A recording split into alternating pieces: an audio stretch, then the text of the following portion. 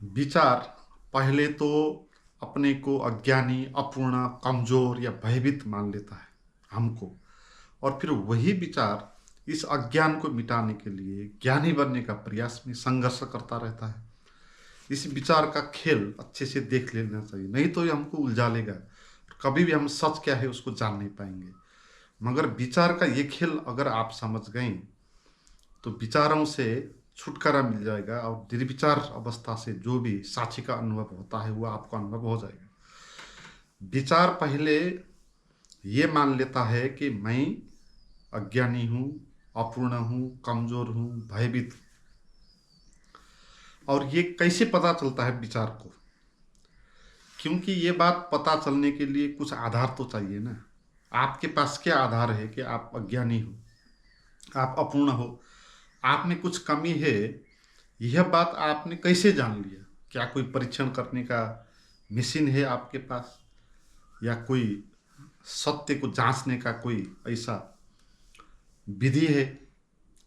आपके पास कुछ भी विधि नहीं। सच क्या है, अज्ञानी होना क्या है, ज्ञानी होना क्या है, कमजोर होना क्या है, ये जानने के लिए आपके पास कुछ भी व्यवस्था नहीं है। अगर आप मानते हो अपने को कि आप अज्ञानी हो, तो ये आपका मानना हो गया। आपने विश्वास कर लिया कि आप अज्ञानी हो, आप अपूर्ण हो, आप कमजोर हो। तो ये आपकी मान्यता है यहाँ। मगर ये ऐसे लगेगा नहीं आपको, क्योंकि अपने को अज्ञानी मानना, अपने को अपूर्ण मानना, हम इसको बड़ी बात कहते हैं। क्योंकि इस ऐसे आदमी को कहेंगे ये तो निरहंकारी आदमी है, इसके भीतर तो अहंकार नहीं, विनम्रता है कहते हैं। मगर ऐसा नहीं है। अपने को जिस तरह ज्ञानी हूँ कहे के अपने को बड़ा मानना अहंकार होता है, ऐसे ही अपने को अज्ञानी हूँ, कमजोर हूँ, अपूर्ण हूँ मानना वो भी अहंकार होता है। क्योंकि वहाँ पर भी दावा किया ना। चाहे आप ज्ञानी होने का दावा करो, चाहे आप अज्ञानी होने का दावा करो। ज्ञानी हूँ ये भी आपने ऐसे ही कह दिया था, इसकी भी परीक्षण करने की विधि कोई थी नहीं। ऐसे ही मान लिया था कि आप ज्ञानी हूँ, ऐसे ही मानते हम अज्ञानी। तो हमने कैसे मान लिया कि हम अज्ञानी हैं, और दूसरों ने कही ये बात और हमने इसको मान लिया। यहाँ पर दूसरों ने कही गई बात के कारण हो रहा है। क्योंकि सोसाइटी में जब बच्चे पैदा होता है उसको कोई भी पूर्ण नहीं मानता। हर एक लोग उसको क्या कहते हैं, आगे जाकर बड़ा होना है। अभी तो बड़ा नहीं है, अभी तो पूर्ण नहीं है, आगे जाकर। और ज्ञानी तो हम तो किसी को मानेंगे ही नहीं। ज्ञानी तो उसको मानेंगे जो बहुत ज़्यादा तपस्या करेगा, बहुत साल तक भूखा नंगा बैठेगा, जप मंत्र इत्यादि करेगा, संन्यास इत्यादि लेगा, फिर जाके हम कहीं उसको कहेंगे कि यह तो ज्ञानी है। तो ज्ञानी तो हम किसी को मानते नहीं। इसलिए दूसरों ने ये बात कही गई कि हम अज्ञानी हैं, हमारे भीतर कुछ कमी है। हमने इस बात को मान लिया, और मान लिया कैसे? विचारों के कारण। दूसरों ने भी विचारों के कारण ही हमको कहा कि हम अज्ञानी हैं। हमने भी विचारों के कारण ही मान लिया कि हम अज्ञानी हैं। तो फिर दूसरी बात ये आ गई, फिर अब ज्ञानी बनना है आपको, है। विचार पहले आपको अज्ञानी मानता है, फिर वही विचार क्या कहता है, आपको ज्ञानी बनना है। और ज्ञानी बनने के लिए संघर्ष हम करते रहते हैं, यही हमारा जीवन है। और दुख तनाव जो भी हमको होता है वो इसी बात से होता है कि जो हम पाना चाहते हैं वो कभी पाते ही नहीं, और अपने मन के साथ संघर्ष करते रहते हैं और होता नहीं। सच क्या है जानना चाहते हैं और कभी मिलता नहीं। और जितना जितना नहीं मिलता उतना उतना अपने भीतर और भी कमी नजर आती है। फिर हम अपने को और अज्ञानी कहते हैं। तो इससे अहंकार और ज़्यादा जटिल हो जाता है। तो इसमें हम समझेंगे कि विचार के कारण पहले अपने को कुछ अज्ञानी मानना नहीं। हम अज्ञानी नहीं हैं, विचार ही हमको अज्ञानी मानता है। और हम ज्ञानी भी नहीं, विचार ही हमको ज्ञानी भी कहता है। और ये विचार का खेल क्या होता है इसको समझेंगे। तो उससे पहले आपको छोटा सा नोटिस देना चाहता हूँ। अभी जून 9 से 13 में जो ऋषिकेश में सत्संग हो रहा है उसके लिए लिस्ट आ गया। जिन मित्रों ने बुकिंग कर चुके हैं, और जिन मित्रों ने बुकिंग नहीं किया है कृपया आप बुकिंग करें, और उसकी डिटेल्स व्हाट्सएप का लिंक में है, वो लिंक आपको डिस्क्रिप्शन में दिया जाएगा, तो वहाँ जाएं और चेक करें। मगर यहाँ पर ये प्रश्न आएगा फिर कि हम इतना प्रयास करते हैं ज्ञानी होने का, सच को जानने का, फिर हम सफल क्यों नहीं हो पाते, है ना।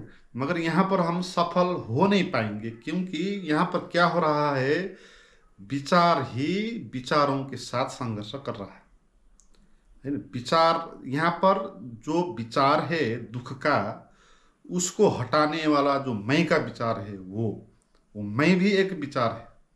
हम अपने को जो मैं कहते हैं वो भी एक विचार है। और यहाँ पर मैं कहने का अर्थ ये है, हम अपने को दो भाग में बांटते हैं। जैसे कि हम अपने को कहेंगे मैं अज्ञानी हूँ, तो फिर अपने को हम दो भागों में बांट देंगे। एक को कहेंगे अज्ञान और दूसरे को कहेंगे अज्ञान को मिटाने वाला, संघर्ष करने वाला मैं, है ना। अपने को हम अपूर्ण कहेंगे तो फिर पूर्णता के लिए लड़ने वाला भीतर अपने को विचारों के द्वारा बनाएंगे एक मैं को। तो यहाँ पर हम जहाँ दो नहीं है वहाँ पर हम दो बना देते हैं, है ना। हालांकि एक ही विचार है, उसी विचारों ने दुख का निर्माण किया, अज्ञान का निर्माण किया, उसी विचार ने आपका मैं का निर्माण किया। दुख को मिटाने वाला कंट्रोलर, जिसको कृष्णमूर्ति कहते हैं विचारक, उसको हमने बना लिया उसी विचार ने। और एक ही विचार ने दो खड़ा कर दिया हमने, और हम एक के साथ फिर दूसरे के साथ लड़ाई कर रहे हैं, जैसे कोई अपने दोनों हाथों के बीच पंजा लड़ा रहा है ना। तो ऐसी स्थिति हो रही है। तो पहले तो हमको दो भागों में बांटना नहीं, क्योंकि यहाँ दो नहीं है, एक ही विचार बना रहा है, और विचार ही होता है। विचारों के द्वारा जो भी निर्मित होता है ना, वो अलग नहीं होता, वो विचारों के अंतर्गत ही आ जाता है। इसलिए मैं भी विचारों के अंतर्गत ही आए। तो पहले ये जानना होगा कि ये सारा एक अनुभव हो रहा है हमको, जहाँ पर हम कुछ अलग नहीं है, मैं, है ना। तो मैं सहित, मैं के विचार सहित अन्य विचारों को एक कैटेगरी में रखना होगा आपको। भीतर से दुख मिटाने वाला बचना नहीं चाहिए। आपके आगे दुख है तो भीतर दुख मिटाने वाला उसको अलग मत बनाएं आप। आपके मन में विचार चल रहे हैं तो उस विचार को कंट्रोल करने वाला कंट्रोलर भीतर मत बनाएं आप ये जाने, जैसे मन में विचार चल रहे हैं ऐसे ही मैं के बारे में भी विचार चल रहे हैं, और मैं के बारे में भी विचार चलना इसी तरह विचार चलना है जैसे अन्य सब्जेक्ट के बारे में विचार चलना होता है। तो यहाँ पर क्या हो रहा है, एक अनुभव हो रहा है, विचार चल रहे हैं, है ना। तो इसमें विचार ही चल रहे हैं ना, और कुछ नहीं हो रहा। चाहे सब्जेक्ट के बारे में विचार चले, चाहे मैं के बारे में विचार चले, यहाँ पर विचार ही चल रहा है आपके शरीर में, आपके मन में। और आप इन विचारों को दो भागों में बांटेंगे और एक विचार को दूसरे विचारों के साथ लड़ाएंगे, है ना। इन विचारों को आप कैसे बांटेंगे, मैंने कहा एक को कहेंगे मैं, हटाने वाला, संघर्ष करने वाला, कंट्रोल करने वाला मैं, और जिसको मैं कंट्रोल करूंगा वो सब्जेक्ट, वो दुख, वो अज्ञान, वो पीड़ा, वो भय क्या है, वो भाव, है ना, तो उसको। और अब आपको जब दो में बांटेंगे फिर क्या हो जाएगा, लड़ना वहाँ होगा, संघर्ष होगा। तो मन के साथ मन ही संघर्ष करेगा, उससे मन और ज़्यादा जटिल हो जाएगा।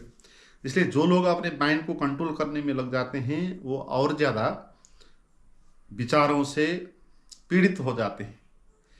तो आपको विचारों के साथ लड़ना नहीं, क्योंकि विचारों के साथ लड़ना तो एक संघर्ष होगा ना। कौन लड़ेगा, वो लड़ने वाला भी विचार है ना, वो भी विचारों के द्वारा ही पैदा हुआ है। तो आप अपने अनुभवों को जानो, एक ही हो रहा है, वहाँ दो नहीं है, वहाँ केवल विचार चल रहे हैं, कभी मैं के, कभी किसी सब्जेक्ट के, कभी किसी सब्जेक्ट के, विचार ही चल रहे हैं। तो ये है तथ्य, ऐसा हो रहा है, ये रियलिटी है, और इस रियलिटी के साथ आपको रहना है। और वहाँ पर इस अनुभवों को, है ना, आपको इस तरह देखना है जैसे कि भीतर देखने वाला कोई नहीं है। भावों को इस तरह लेना है जैसे कि उसको कंट्रोल करने वाला भीतर कोई नहीं है, जैसे कि वो झलक रहा है बस, और कुछ नहीं। जैसे आईने के आगे वस्तुएं झलक जाती है, तो आपके आगे भी वो सारा विचार झलक रहा है। तो आप एक आईने हो, आप वो साक्षी हो।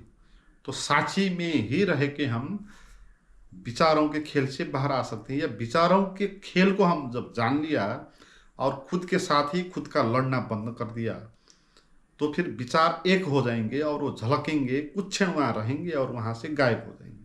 जब विचार गायब हो जाएंगे तो जो भी सत्य है वो प्रकट हो जाएगा। वो आईने की तरह जो झलकाने वाला है, जो कभी झलकेगा नहीं।